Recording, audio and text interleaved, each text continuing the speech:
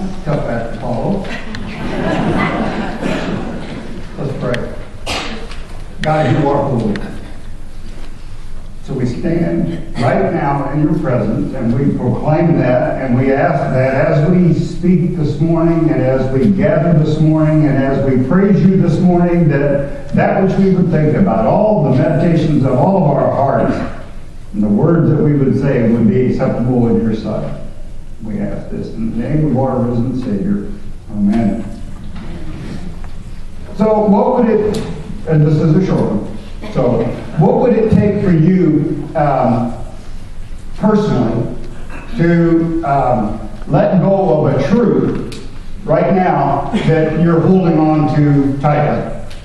Something that you are absolutely certain about, that there is no question that's the way that it is, and I'm going to convince you that you need to change your mind about that. What would it take?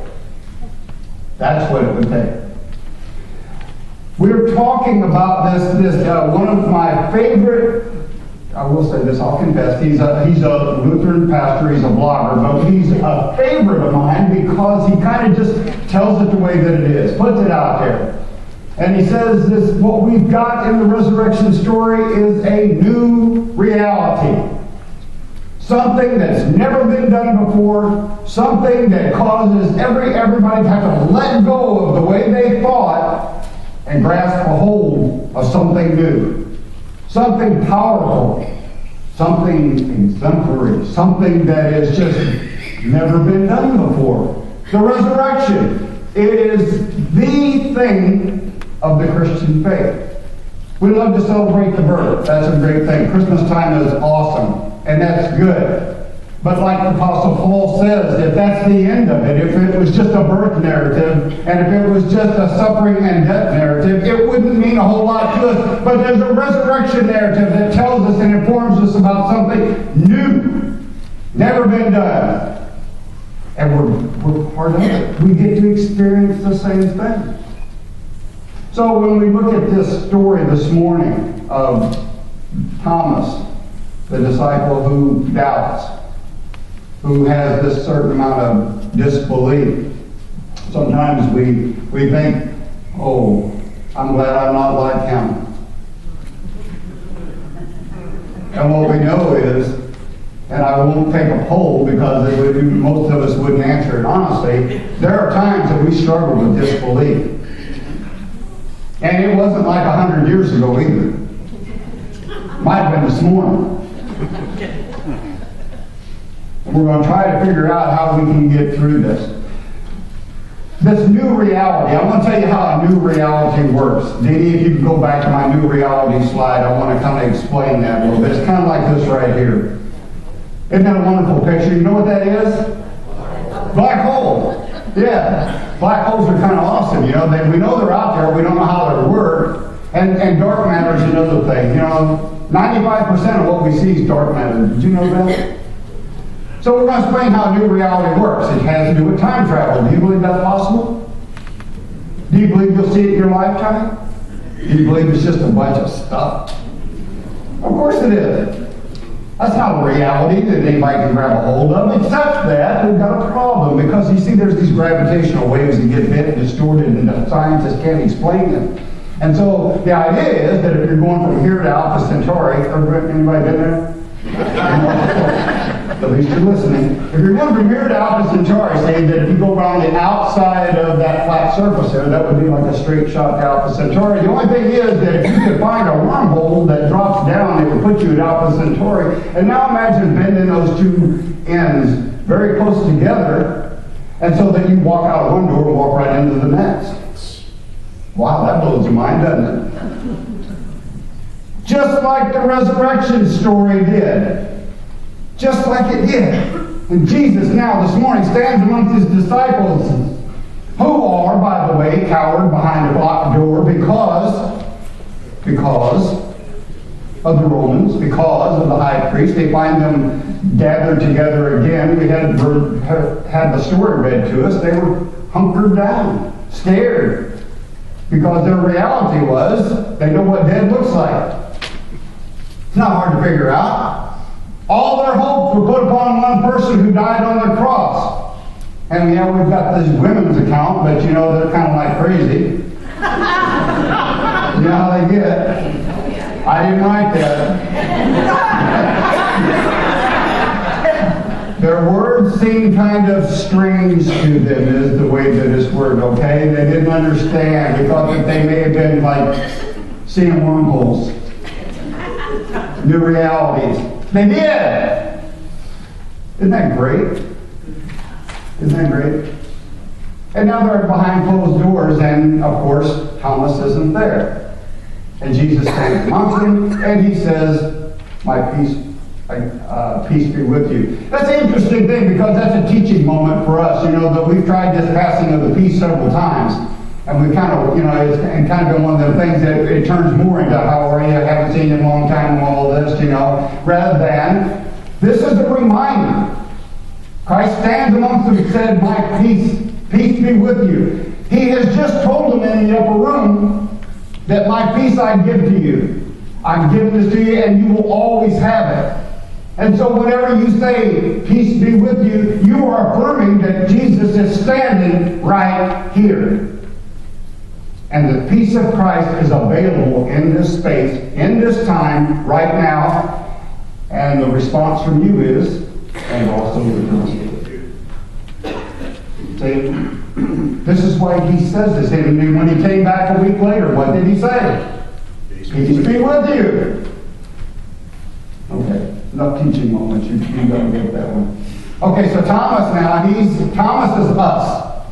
Thomas is us. Thomas is the one that the faith doesn't work like it did the 11. You know, the 11 or the 10. The 10 were gathered, disciples were gathered, and so Jesus comes in, assures them that it is He. That God comes when they are scared, when there's fear, confusion going on, and now it's all good. Except for Thomas. Thomas, in his world, he's a pragmatist. Thomas, you could also call him hard-headed. However you want to look at it, but this is no reflection on anybody else that's in here right now that happens to be named Thomas. And I know who you are.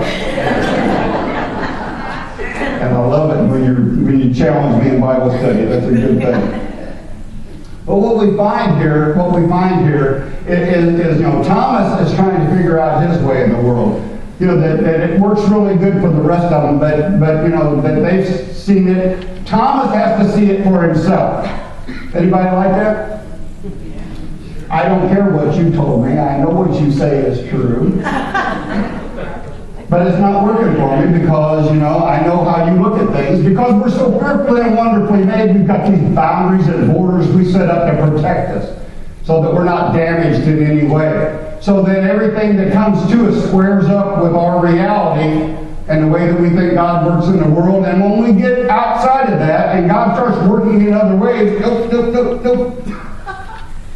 That works for you, but it doesn't work for me. Thomas wants to touch. You remember Thomas? Yeah. When's the last time we heard from Thomas? It was in John, early on when Jesus said that, come on, get up, let's go, we're headed to Jerusalem. And all the rest of the disciples say, why do you want to go back there? They're going to kill you there. And Thomas says, let's do it. Come on, let's go. Let's go with him and die with him. Thomas has got a little bit of history, he's got an attitude, he's a practical person. He knows what's going to happen there.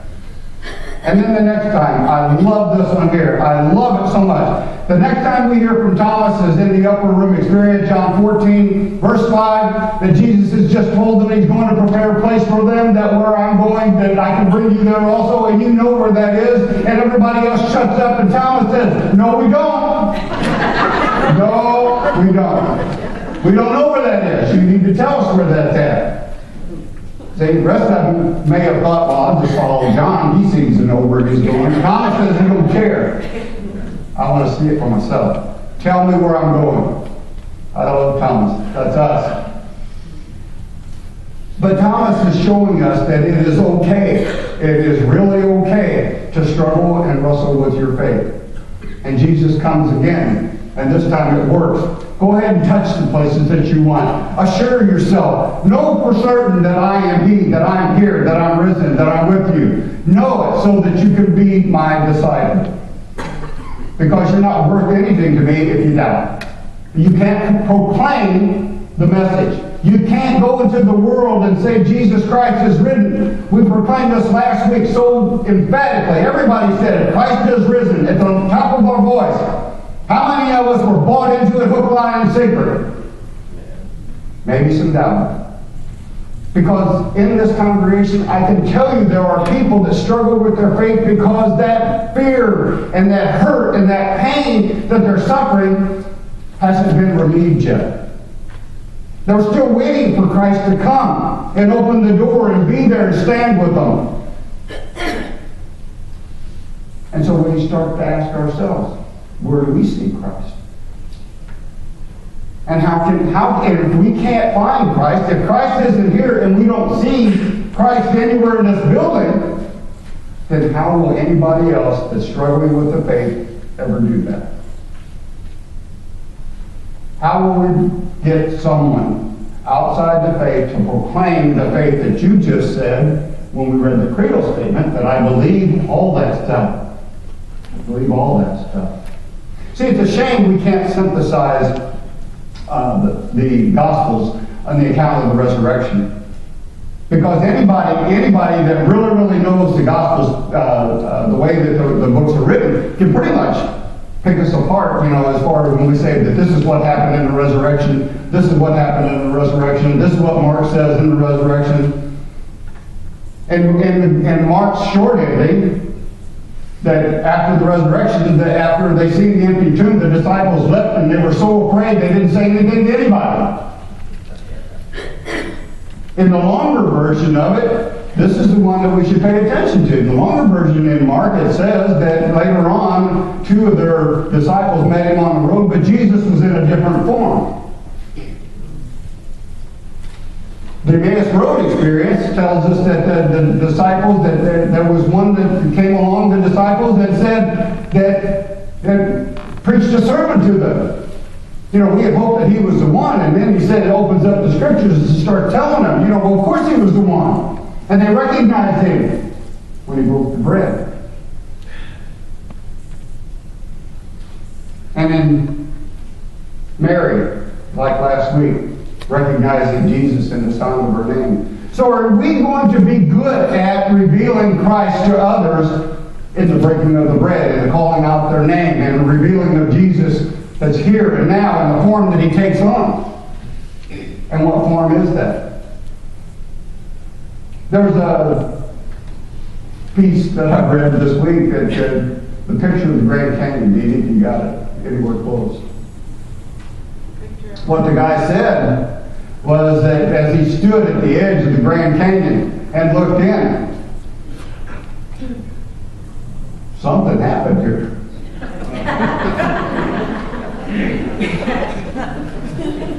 Yeah. Will we accept that something happened here? When we look back at the resurrection accounts and bolster our faith with those accounts and read John and read Mark and Matthew and Luke and all the resurrection accounts and try to square them up with what you know to be true, this new reality that you're bought into that says Christ was resurrected, that God raised him from the dead. And because he lives, like the song says, that we can face tomorrow, whatever that brings. All fear is gone. Are we bought into that hook, line, and sinker? Or is there still parts of it that are having trouble with being bought into it? And if there are, then can we show Christ to others? The Thomas story is one that in the Acts passage is the same way. That we can see what this new reality, what this buying into something that marvelously happened, something totally different that's never been done before. We've got the disciples in the room, hunkered down behind closed doors that were locked. And in the Acts passage, you can't shut them up. You can't stop them from preaching. That we have to obey God. We know what happened. Look at the difference in the faith of just knowing what the resurrection did, what it does in a couple weeks' time. So when we start looking at ourselves and our faith and how strong we are, and about being bought into the whole resurrection experience, and we start thinking about our testimonies and what John had to say to us at the end. The reason I'm writing this stuff, the reason I'm telling you that all these things is so that you'll come to believe. Do you? As we read John's Gospel, do you? Are you bought in? Is there any questions, any ideas that this is not what happened? Do you look over at the edge of the Grand Canyon and say, well, something happened? Of course it did. We can't have the disciples that are so on fire. We can't have Pentecost. We can't have Stephen who's willing to be martyred. We can't have Paul who says that I'm passing on to you what was given to me. First-hand experience.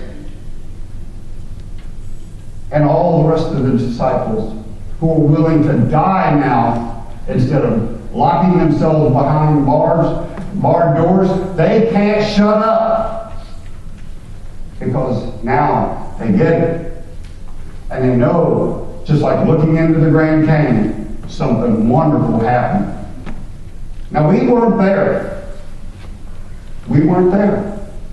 And it's hard for us as people that cannot stick their hands inside and can't touch the nails, the holes where the nails were. But you can see evidence of Christ being here. Look around us. Look at this building that we're in. Look at the country. Look at the way that the wave went across this country and Christianity spread. Look at all the things that's happened that brings us to this point and this place in time. The faith that we share with our children. The stories that we tell. The testimonies that we give. This is an important one here because it goes to sharing your faith. That if you believe truly something happened, it's a new reality, I don't understand it fully, but I can tell you something happened. And now I know. I like the idea that Jesus appeared in a different form. They didn't recognize him. It puts all kinds of doubts in people's, And Paul said it best, what's sown in the ground is perishable. What's raised is imperishable. And so we don't know what form Jesus took, why they didn't recognize him, any of that stuff. And it doesn't really matter because we know that as we look at a sunflower, it doesn't look anything like a seed. An oak tree doesn't look anything like an acorn. But what will we be at one time when we decide that we're going to, when it's our time? Last week we talked about this issue of death. And there was a couple things that we thought about our lives as we looked at that. The first one that we decided on last week, that death is not the final thing. Death is not a period. Death is a comma. We just pause. And like you quoted last week, the priest that we quoted says that, you know what? It's a change of clothes. So what we need to do is live your life as though the truth, the big truth, I am the way, the truth, and life. Live your life as though that truth was true, and everything else will fall in place. Be a witness. Be a witness for Christ. Share your faith. Tell everybody what this resurrection means to you. Tell everybody about it. Bring up the next one. There it is. A personal encounter, one's conversion. Can you tell somebody about the time that you came to first believe? And the next one too. Witness. Proof of some fact. Are you good with that? So as we start to think about ways that in the next 7 weeks that we can share our faith and witness and tell others about how we come to be right where we're at right now, the more you practice that, the better you get at it and the more you believe it. Start. Tell somebody about your faith. Share your faith. Share the resurrection experience. Share the living Christ that you have come to know with someone else. You'll be glad you did. As we go into our prayer time, this would be a good time to think about the ways that God has blessed us in the resurrection story. the ways that God has blessed us in our life, the ways that as we come to share our faith, the way that just keeps the joy and the benefits of that come back on us tenfold. Everything is true. Everything is true. So let's go to God right now and give God the glory for the things that are in your life right now. Take a moment. Share your concerns. Share your joy. Share the blessings that you have.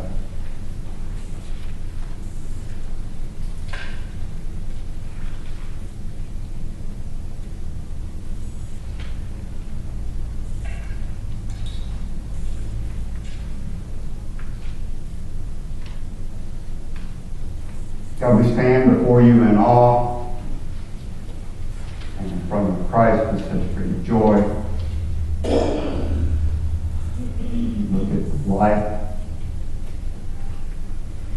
the obedience, the work that was done for us, and we are just so thankful for a plan of salvation that just shakes us, causes us to think about a new reality, that it's not just a bunch of rules that we need to follow, but a belief in the risen one.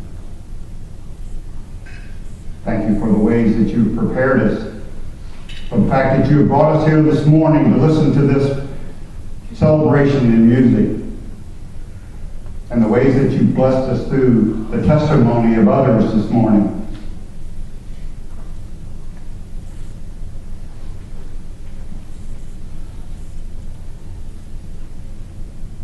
God, everything that we do this morning, we give and we offer it to you as our witness.